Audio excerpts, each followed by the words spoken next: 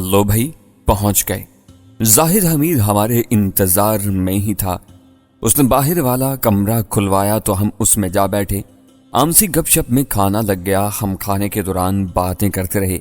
خوب جی بھر کر کھانا کھا چکے تو چائے پیتے ہوئے شہباز نے کہا، یار وہ تیرے گاؤں میں مٹھا سائیں کا میلہ لگا کرتا ہے نا، لیکن اس میلے میں تو ابھی دیر ہے، وہ ٹھنڈے موسم میں لگتا ہے، کیوں خیر ہے؟ اس نے پوچھا تو شہباز نے عقیدت سے کہا، نہیں یار اس میلے پر بڑے لوگ آتے تھے، ان میں ایک درویش خاتون بھی تھی، سنا ہے بہت پہنچی ہوئی ہستی تھی، یہاں شاید کسی کے ہاں مہمان آئی ہوئی تھی، لوگ کہتے ہیں بڑی اللہ والی خاتون تھی۔ ہاں یار آئی تو تھی، پتہ نہیں اب ہے کہ نہیں۔ اصل میں وہ مٹھا سائیں کے ڈیرے پر نہیں آئی تھی، یہاں ساتھ ہی ایک گاؤں ہے، وہاں ایک گھر ہے، وہ درویش خاتون ان کے ہاں آئی تھی، اب پتہ نہیں وہاں ہے کہ نہیں۔ اس نے سوچتے ہوئے کہا، یار اس کے بارے میں معلومات مل سکتی ہیں؟ شہباز نے تیزی سے پوچھا تو زاہد نے حیرت سے سوال کیا، خیریت تو ہے، تمہیں اس سے کیا کام پڑ گیا؟ یار ہمارا ایک دوست ہے، اس کی بیوی پر کوئی سایہ آیا ہے، سنا ہے کہ وہ خاتون اس کا علاج کر لیتی ہے۔ ہم نے سوچا، یہ کہتے ہوئے اس نے جان بوجھ کر اپنی بات ادھوری چھوڑ دی۔ اچھا میں پتہ کرواتا ہوں، اس نے کہا، نہیں تم ہمارے ساتھ چلو، وہیں سے پتہ کر کے ہم واپس نکل جائیں گے، تم گھر آ جانا، ہم مل بھی لیں گے اگر وہ وہاں ہوئی تو۔ شہباز نے جلدی سے کہا تو زاہد برا سا منہ بنا کر بولا، جب بھی آتے ہو ہوا کے گھوڑے پر سوار، رات رہو یار، گپ شپ کرتے ہیں، اس کا پتہ کروا لیتے ہیں، صبح جا کر مل لیں گے، اتنی بھی کیا ایمرجنسی ہے؟ اوئے تجھے پتا تو ہے میرا باس کتنا لچڑ بندہ ہے، چھٹی نہیں دیتا، اب بھی ان کی گاڑی لے کر آیا ہوں تاکہ واپسی ہو سکے، تو چل نہ یار۔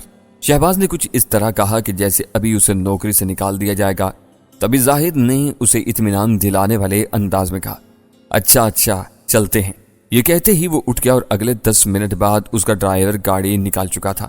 ہم پھر واپس ننکانہ صاحب روڈ پر چل دیے۔ کچھ چند کلومیٹر کے بعد وہ دائیں جانب مڑ گیا اور پھر مطلوبہ گاؤں آ گیا۔ کافی پرانا سا گاؤں لگ رہا تھا، جن اینٹوں سے مکان بنے ہوئے تھے وہ اب بھی نہیں بنتی تھیں، وہ گھر یوں لگ رہا تھا جیسے کوئی چھوٹی سی حویلی ہو۔ لکڑی کے پھاٹک سے گزر کر جب زاہد نے اپنی کار روکی تو سامنے کھڑے 2 جوان الرٹ ہو گئے۔ ان کے الرٹ ہونے کا جو انداز تھا، اس سے ظاہر ہوتا تھا کہ وہ کوئی تربیت یافتہ لوگ ہیں۔ عام آدمی کو ذرا بھی پتہ نہیں لگ سکتا تھا کہ وہ کتنے خطرناک ثابت ہو سکتے ہیں۔ زاہد کو کار سے اتر تو دیکھ کر وہ کچھ ڈھیلے پڑ گئے، ہم بھی اتر کے اس کے ساتھ ہو گئے۔ ایک عام سے کمرے میں ہمیں بٹھایا گیا جیسے گاؤں کے ڈیرے ہوتے ہیں، وہاں کرسیاں، چارپائیاں اور موڑھے پڑے ہوئے تھے، وہاں چند آدمی پہلے ہی سے بیٹھے تھے۔ اگلے 2 منٹ میں لہیم شہیم شخص اندر آ گیا، اس نے کرتے کے ساتھ دھوتی باندھ رکھی تھی، سر سے ہلکا سا گنجا تھا، بڑی بڑی بے تحاشا پھیلی مونچھیں اور گول سے چہرے والا تھا۔ اپنی شخصیت کے برعکس اس نے نیاز مندانہ انداز میں کہا، معاف کرنا یار زاہد، مجھے 2 منٹ دیر لگ گئی، میں بیوی کے پاس بیٹھا ہوا تھا، بس آتے آتے دیر ہو گئی۔ کوئی بات نہیں اسلم، بس یہ میرے دوست لاہور سے آئے تھے مجھے ملنے، یوں ہی ذکر ہوا تو میں انہیں تمہارے پاس لے آیا۔ ہم کون سا بتا کر آئے ہیں؟ اس نے بھی دھیمے سے انداز میں بات کی، نہیں یار۔ اچھا بتا مہمان کیا پسند کریں گے، چائے یا پھر لسی وغیرہ؟ کھانا بالکل تیار ہے، اس نے نہایت خلوص سے کہا، سب کچھ کھا پی کر آئے ہیں، بس ہمیں بھی جلدی جانا ہے، تم سے بس اس خاتون درویش کے بارے میں پوچھنا تھا جو یہاں آئی تھی، زاہد نے بے تکلفی سے کہا۔ اسے کون سا پتا تھا کہ ہم نے دراصل کیا پوچھنا ہے؟ اسلم جٹ نے بھی فوراً ہی سادہ سے انداز میں کہا، وہ آئی تو تھی یہاں، ہمارے اس علاقے میں 2-4 دن ہمارے پاس بھی رہی ہے، پھر چلی گئی تمہارے گاؤں، میلے پر گئی تھی انہی دنوں، اب نہیں مل سکتی، کہاں ہے وہ؟ میں نے پرسکون سے انداز میں پوچھا۔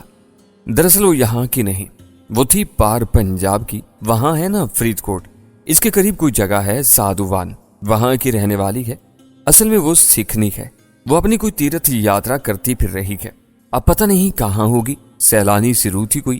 اس نے پوری تفصیل خامیں بتا دی۔ مطلب اب اس کا کوئی اتا پتہ نہیں؟ میں نے پوچھا۔ نہیں، بندہ کوشش کرے تو پتہ لگ سکتا ہے، یہ بھی ہو سکتا ہے وہ پھر ہمارے پاس یا ارد گرد کہیں آ جائے۔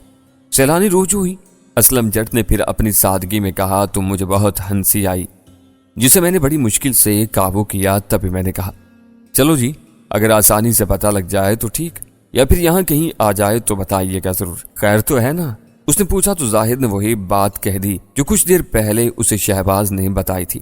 اس پر باتیں ہوتی رہیں، اتنے میں چائے آ گئی، بات وہاں سے نکلی تو ارد گرد کی باتیں بھی ہونے لگیں۔ میں جانتا تھا کہ شہباز بڑا چرب زبان ہے. اس نے ایسی ایسی باتیں چھیڑی جس سے پتہ لگ گیا تھا کہ اسلم جٹ کے نہ صرف پار پنجاب میں تعلقات ہیں بلکہ یہاں بھی ایک خاص مافیا سے تعلق رکھتا ہے جس کا کام بدماشی، غنڈہ گردی، ڈکیتی وغیرہ کے علاوہ منشیات سے بھی تھا. تقریباً 2 گھنٹے بعد جب ہم وہاں سے اٹھے تو تھوڑا بہت منظر واضح ہو چکا تھا. زاہد واپس چلا گیا اور ہم انتہائی تیزی سے اس علاقے سے نکل کر ننکانہ صاحب آ گئے. راستے میں ہم اسلم جٹ کی بات پر سیر حاصل باتیں کرتے رہے. وہ اتنا سادہ اور معصوم نہیں تھا جتنا وہ بظاہر نیاز مند دکھائی دے رہا تھا. ممکن ہے وہ سچ کہہ رہا ہو اور یہ بھی باید نہیں تھا کہ وہ ہمیں گولی دے گیا ہو. اس سے بہرحال یہ پتہ چل گیا تھا کہ وہ کسی خاتون گیانی کے روپ میں یہیں کہیں موجود ہے، ورنہ اب تک راما کانت کی طرف سے کوئی اطلاع آ جاتی اگر وہ روہی میں کہیں ہوتی. اس وقت رات کا دوسرا پہر چل رہا تھا جب ہم رائے بلار پارک کے سامنے کی سڑک پر سے مڑ کر اندر چلے گئے. تھوڑا آگے جا کر ایک 2 منزلہ گھر تھا. شہباز نے گاڑی روکی ہی تھی کہ گیٹ کھل گیا. اس سے اندازہ ہوتا تھا کہ وہ ہماری آمد سے مطلع تھے اور ہمارا انتظار کر رہے تھے. ہم اندر چلے گئے. وہ چھوٹا سا پورچ تھا لیکن اتنی گنجائش تھی کہ مزید ایک گاڑی کھڑی کی جا سکے. میری کار وہیں کھڑی تھی. کچھ نوجوان ہمارے بیک اپ پر تھے. وہ رات وہیں گزار کر صبح ناشتے کے بعد ہم پھر نکل پڑے. اس بار ہمارا رخ بائی پاس کی طرف تھا. ہم بائی پاس روڈ پر جا رہے تھے جہاں سے کوٹ ہیرا سنگھ جانا تھا، جس سے آگے تقریباً 6 کلومیٹر پر گاؤں واقع تھا. ہم روڈ سے اترے تو ایک چھوٹی سی پختہ سڑک پر آ گئے جو سیدھی گاؤں کو جاتی تھی. ہمارے دونوں جانب ہرے بھرے کھیت تھے. کہیں دور و نزدیک لوگ کھیتوں میں کام کر رہے تھے. عام گزرگاہ ہونے کے باعث ان کی ہماری طرف توجہ ہی نہیں تھی. کتاروں میں لگے شاداب درخت، گہرا سبزہ، پھولوں بھری ڈالیاں نگاہوں کو ٹھنڈک دے رہی تھی. قدرت کا ایک مسحور کرنے والا حسین نظارہ ہمارے سامنے تھا جو مجھے اپنی طرف کھینچ رہا تھا. تبھی میں نے تبصرہ کرتے ہوئے کہا، قدرت کے بھی کیا نظارے ہیں یار. ایک طرف صحرا اور یہاں سبزہ ہی سبزہ معطر ہوا. بھرپور سانس لینے کو جی چاہتا ہے. دیکھ لو پھر، رب کی مخلوق ہر جگہ موجود ہے. پہاڑوں پر، ندی نالوں پر، گرمی میں، برف باری میں، سب جگہ. شہباز نے خوشگوار لہجے میں کہا. ہاں یہ تو ہے، ہر جگہ کا اپنا رنگ ہے، میں نے اعتراف کرتے ہوئے کہا. اب یہاں پر نگاہ اور سوچ کا فرق دیکھو. کوئی کہتا ہے کہ انسان کی کیا اوقات، اسے جہاں رب رکھتا ہے وہ وہیں رہتا ہے. لیکن دوسرا زاویہ نظر یہ ہے کہ انسان ہی اس دنیا کو خوبصورت بنا رہا ہے. وہ کھوئے کھوئے لہجے میں بولا. اور کچھ لوگ اس دنیا کو ہی عذاب بنا رہے ہیں. یہ رہنے کے لیے بہترین جگہ ہے جب تک زندگی ہے، اگر انسانوں کی طرح رہا جائے. مگر مکروہ سوچ والے خبیث لوگ اس دنیا کو جہنم بنا دینے پر تلے ہوئے ہیں. میں نے نہ جانے کس روح میں کہہ دیا تو پھیکی سی ہنسی ہنستے ہوئے بولا، یار یہ سب اپنی اپنی سوچ ہے نا، جو کسی کے دماغ میں بھر دی جائے. ہم اپنے آپ کو نہیں سمجھتے، ہم انسان کو نہیں سمجھتے، اس کی فطرت سے واقف نہیں ہو رہے. بس اندر جو شر کی قوت ہے اسے ہی بڑھاتے چلے جا رہے ہیں اور اپنے ہی نوح کی بربادی کا سامان کر رہے ہیں. باتیں کچھ زیادہ ہی سنجیدگی کی طرف چلی گئی تھیں، اس لیے میں نے موضوع بدلتے ہوئے پوچھا، کتنا مزید جانا ہوگا؟ یہ سامنے گاؤں ہے، میں تو خود سکون سے جا رہا ہوں تاکہ تم یہ نظارے کر لو. سمجھو ہم پہنچ گئے. یہ کہتے ہی اس نے رفتار تیز کر دی. اس نے گاؤں کے سرے پر موجود ایک ڈیرے پر جا کر گاڑی روکی. وہاں بہت سی چارپائیاں بچھی ہوئی تھیں. کچھ لوگ بھی بیٹھے ہوئے تھے. ان کے درمیان ایک موٹا سا ادھیڑ عمر شخص حکا رکھے بیٹھا تھا. اس کی نگاہیں ہم پر ہی تھیں جیسے ہمیں ٹٹول رہا ہو. شہباز نے جاتے ہی دور سے دونوں ہاتھ ملانے کے لیے بڑھا دیے اور زور زور سے اپنا تعارف کراتے ہوئے کہا، فیروز صاحب، میں جی شہباز بروکر لاہور والا. یہ سنتے ہی اس کی آنکھوں سے اجنبیت دور ہو گئی. وہ مسکراتے ہوئے ہم سے ملا. اس نے کچھ لوگوں کو اشارہ کیا تو وہ اٹھ گئے. ہم اس کے سامنے والی چارپائی پر بیٹھ گئے. کچھ دیر ادھر ادھر کی باتوں کے بعد شہباز نے وہی مدعا بیان کر دیا. وہ چند لمحے سوچتا رہا، پھر مؤدب لہجے میں بولا، ہاں مجھے تمہاری آمد کے بارے میں تمہارے باس نے بتایا تھا. وہ درویش مائی صاحبہ چند دن پہلے یہاں آئی تھی. یہاں قریب ہی ایک ڈیرا ہے، وہاں اس نے اپنی پوجا پاٹ کی اور چلی گئی. اب اس کا نہیں پتا کہ کہاں ہے. یہ تو پتا ہے کہ وہ یہاں نہیں ہے. وہ آئی کس کے پاس تھی؟ سنا ہے وہ پار پنجاب سے تھی. میں نے پوچھا. جی وہ وہیں کہیں کی تھی. یہاں تو میرے پاس میاں عالم نے بھیجا تھا. جانتے ہو نا وہ لاہور ہی کا رہنے والا ہے.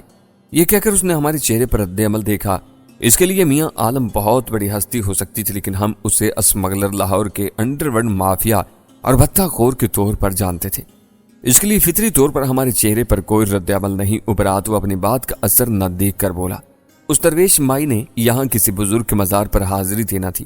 ہمارا ایک لڑکا ہے ارشد، اسے تھوڑی معلومات ہے، بلواتا ہوں اسے، اس نے کہا۔ پھر ایک لڑکے کو اسے بلوانے کے لیے بھیج دیا۔ اس دوران میں چائے وغیرہ آ گئی۔ ہم چائے پی رہے تھے کہ ارشد بھی آ گیا۔ اس کے پاس بھی کوئی اتنی معلومات نہیں تھی، اسے صرف میاں عالم ہی کا پتہ تھا، یا پھر اس کے سیل فون میں کچھ تصویریں اور ویڈیوز تھیں۔ شہباز نے بڑے آرام سے وہ تصویریں اور ویڈیوز اس سے لے لیں۔ ہمیں وہاں سے بھی کوئی خاطر خواہ معلومات نہیں مل سکی۔ تقریباً 3 گھنٹے وہاں گزار کر ہم واپس لاہور کے لیے روانہ ہو گئے۔ گاؤں سے نکلتے ہی میں نے وہ تصویریں اور ویڈیوز دیکھی۔ ان میں پوجا وہ پوجا ہی نہیں لگ رہی تھی، ایک دم سے روپ بدلا سا لگ رہا تھا۔ اس نے ان سکھ خواتین کی طرح سفید لباس پر نیلی دستار باندھی ہوئی تھی جو ان کے لیے مخصوص ہوتی ہے۔ اس کا چہرہ صاف شفاف تھا جس کے گرد سفید دوپٹے کا حالہ تھا، اس میں تمام گیسو چھپے ہوئے تھے۔ اس کی کلائی میں کڑا تھا اور وہ پوری طرح ایک سکھ گیانی خاتون دکھائی دے رہی تھی۔ اگر وہ میرے سامنے اچانک آ جاتی تو شاید میں کچھ دیر کے لیے اسے پہچان ہی نہ پاتا، وہ بالکل بدلی ہوئی لگ رہی تھی۔ ہم دوپہر سے پہلے ہی لاہور واپس پہنچ گئے تھے۔ ہم دوپہر ہونے تک آفس ہی میں رہے، لیکن ہمیں کچھ سمجھ میں نہیں آیا۔ شہباز نے یہ اپنے ذمہ لے لیا تھا کہ وہ خود میاں عالم سے بات کر کے پوجا کے بارے میں معلومات لے گا۔ مجھے سامنے آنے کی ضرورت نہیں، شام تک کچھ نہ کچھ ہو جائے گا تو میں اٹھ کر گھر کی طرف چل دیا۔ میں ذہنی طور پر اس قدر منتشر ہو چکا تھا کہ کچھ مجھے سمجھ میں نہیں آ رہا تھا کہ میں کروں تو کروں کیا۔ مجھے کرنا کیا ہے؟ کیا صرف پوجا ہی کو تلاش کرنا ہے؟ نہ جانے اس جیسے کئی بندے ہمارے ملک میں پھر رہے تھے، یہاں کے ذرائع نہ جانے کیسی کیسی معلومات کہاں سے دے رہے تھے۔ اگر پوجا کو اتنے تردد کے بعد پکڑ بھی لیا جائے تو پھر اس کا کرنا کیا تھا؟ بس یہی ایک آپشن تھا ہمارے پاس کہ وہ کوئی کلیان جی کا ٹارگٹ لے کر یہاں آئی ہو۔ پتہ لگانا تھا کہ وہ ٹارگٹ کیا ہو سکتا ہے۔ اس کے یہاں آنے کا کوئی نہ کوئی مقصد تو ضرور ہوگا۔ میں گھر پہنچ کر بیڈ پر لیٹا تو میری آنکھ لگ گئی۔ میں اٹھا تو اندھیرا پھیل چکا تھا۔ میں فریش ہوا تو ساوری میرے پاس آ گئی۔ خیریت تو ہے نا؟ اتنی گہری نیند سوئے ہو؟ تم بیویوں کا سب سے بڑا مسئلہ ہی یہی ہوتا ہے، ہنستے ہو تو کیوں ہنستے ہو، چپ کیوں بیٹھے ہو، بات ہی کیوں نہیں کرتے؟ اگر باتیں کرو تو بڑے چہک رہے ہو۔ اب اگر میں بہت گہری نیند سویا ہوں، اس کا تمہیں کیسے پتا چلا کہ یہ نیند گہری ہے؟ میں نے جواب دینے کی بجائے سوال کر دیا۔ اس نے ایک لمحے کو میری طرف دیکھا، پھر مسکراتے ہوئے سکون سے بولی، سونا، میں تو سوتے ہوئے تمہارے خواب بھی چیک کرتی ہوں۔ تم کیا سمجھتے ہو تمہیں یوں ہی آوارہ چھوڑ دوں؟ آ جاؤ بڑی درویش، میں نے بے ساختہ کہا تو اس لمحے مجھے پوجا کی یاد آ گئی۔ اسی لمحے مجھ پر بھی پھر وہی انتشار چاہنے لگا، لیکن اب میں نے اسے خود پر قابو نہیں پانے دیا۔ میں نے اس خیال کو بھگاتے ہوئے پوچھا، کیا بنایا ہے آج کھانے میں؟ یہ میرے سوال کا جواب نہیں ہے، ساوری نے کہا۔ نہیں ہے تو نہ صحیح، تھک گیا تھا سو گیا، اور کیا؟ میں نے اکتاہٹ سے کہا تو وہ میرے ساتھ بیڈ پر بیٹھتے ہوئے بولی، ہم نے آج باہر سے کھانا کھانے کا سوچا تھا، شبانہ اور فرزانہ کئی دن سے باہر نہیں گئی ہیں، اب تم ہو تو چلیں؟ ٹھیک ہے نکلو پھر، میں نے جان چھڑاتے ہوئے کہا تو وہ اٹھ کر باہر کی طرف چل دی اور میں تیار ہونے لگا۔ پوجا میرے دماغ پر چھا گئی تھی، میں اسے ذہن پر شان نہیں دینا چاہتا تھا۔ یہ فطری سی بات ہے، جب انسان بے بس ہو جائے تو انسان اس بے بسی کو دور کرنے کے لیے 100 طرح سے سوچتا ہے۔ شاید میں لاشعوری طور پر اس کی یہاں آمد برداشت نہیں کر پا رہا تھا، یا پھر یہ سوچ رہا تھا کہ اس کی اتنی ہمت کہ وہ میرے پیچھے یہاں تک آ گئی۔ جو بھی تھا، میں بہرحال اسے فوری طور پر اپنے سامنے دیکھنا چاہتا تھا۔ مجھے علم ہونا چاہیے تھا کہ وہ یہاں پر کیوں ہے۔ ہم تو باہر سے کھا لیں گے، جو لڑکے یہاں پر ہیں ان کے لیے کھانا؟ میں نے گاڑی کی طرف بڑھتے ہوئے ساوری سے پوچھا۔ ان کی تم فکر مت کرو، وہ شیف سے اپنی پسند کا بنوا رہے ہیں، ان کی تو موج لگی ہوئی ہے، اس نے مسکراتے ہوئے کہا۔ اچھا جانا کہاں ہے؟ میں نے پوچھا تو وہ بولی، پہلے تھوڑی سی شاپنگ کرنی ہے، پھر کسی اچھے سے ریسٹوران میں ڈنر، وہ بھی شبانہ اور فرزانہ کی پسند کا، مجھے ان کو ٹریٹ دینی ہے۔ لو بھائی فرزانہ، شبانہ آپ بتا دیں کہاں جانا ہے، میں نے کہا اور ڈرائیونگ سیٹ کی جانب بڑھنے لگا تو شبانہ بولی، آپ نہ کریں ڈرائیونگ، میں خود لے جاتی ہوں۔ اوکے، یہ کہتے ہوئے میں پیچھے بیٹھ گیا تو ساوری میرے ساتھ آ کر بیٹھ گئی۔ فرزانہ پیسنجر سیٹ پر بیٹھی تو ہم چل دیے۔ ایک معروف شاپنگ مال سے جب وہ تینوں کپڑوں سمیت کافی خریداری کر چکی تو ہم وہاں سے نکلنے لگے۔ تیسری منزل سے نیچے جانے کے لیے ابھی ہم ایسکیلیٹر کے پاس گئے ہی تھے۔ اگلے چند لمحوں میں ہم نے پاؤں رکھ دینا تھا۔ اسی لمحے بھر میں چند لوگ دوسری طرف سے اوپر آئے، ان میں کچھ خواتین تھی۔ ایسے میں ایک حواس باختہ سی خاتون مجھ سے بائیں جانب ٹکرائی۔ ٹکراتے ہی اس نے تیزی سے کہا، اوہ سوری جی، یہ کہتی اس نے میرے کاندھے پر ہاتھ پھیرا اور نکلتی چلی گئی۔ میں اس کی آواز میں کھو گیا۔ کہاں سنی ہے میں نے یہ آواز؟ میں سوچ رہا تھا کہ ایک دم سے جیسے میرے دماغ میں ہلچل مچ گئی، میرے ہاتھوں میں پکڑے ہوئے بیگ چھوٹ گئے۔ میں تیزی سے مڑا اور اس خاتون کی تلاش میں دیوانہ وار دیکھنے لگا، مگر وہ مجھے کہیں بھی دکھائی نہیں تھی۔ وہ یوں غائب ہو چکی تھی جیسی کوئی چھلاوا نگاہوں سے اوجھل ہو جاتا ہے۔ اگر وہ سامنے رہتی تو شاید میں اس کے بارے میں سوچتا بھی نہ، لیکن اس کا غائب ہو جانا ہی مجھے یقین دلا رہا تھا۔ میں تیزی سے آگے بڑھنے لگا تو ساوری نے مجھے روکتے ہوئے پوچھا، علی کیا پاگل ہو گئے ہو؟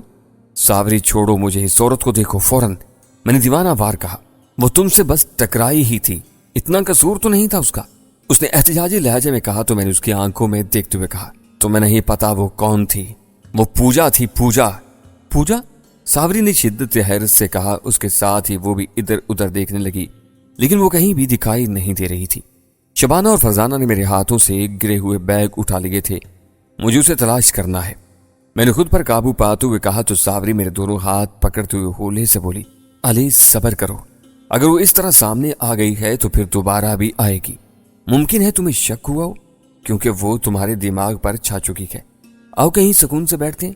ٹھیک ہے، میں نے اس کی بات سمجھتے ہوئے کہا اور ایک طویل سانس لے کر ایسکیلیٹر میں پاؤں رکھ دیا۔ ہم نیچے کی طرف جانے لگے۔ انہی لمحات میں میرا فون بج اٹھا۔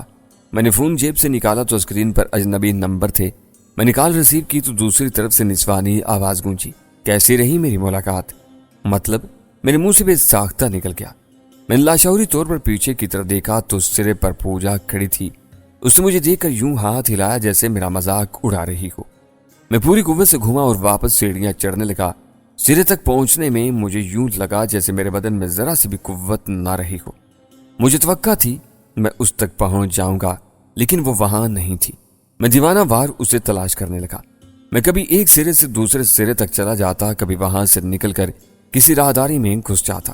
تقریباً 15-20 منٹ میں اسے دیکھتا رہا، لیکن وہ نگاہوں سے اوجھل ہو چکی تھی۔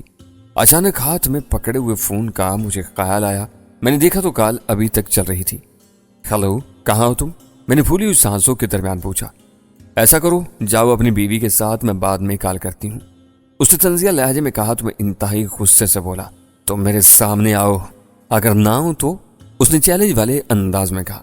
میں تمہیں تلاش تو کر ہی لوں گا، میں نے خود پر قابو پاتے ہوئے کہا تو ٹھہرے ہوئے لہجے میں بولی، تم ساری رات بھی یہاں تلاش کرتے رہو گے نا تو مجھے تلاش نہیں کر پاؤ گے، جاؤ اپنی بیوی کے ساتھ، گھر پہنچو گے تو بات کرتی ہوں۔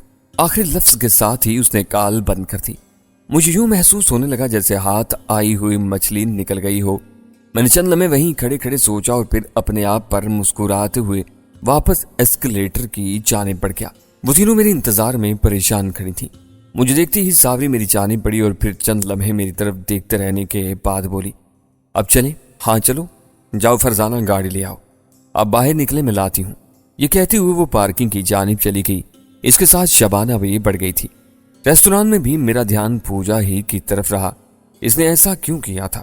وہ بہت کچھ کر سکتی تھی۔ اتنا قریب آ کر مجھے اپنی جھلک دکھا کر وہ نگاہوں سے اوجھل کیوں ہو گئی تھی؟ کیا وہ مجھے ذہنی اذیت میں ڈالنا چاہتی تھی؟ کیا وہ مجھے یہ باور کروانا چاہتی تھی کہ وہ میرے ملک میں آ کر مجھے چکرا کر رکھ دے گی؟ ایسا کر کے وہ مجھے کیا تاثر دینا چاہتی تھی؟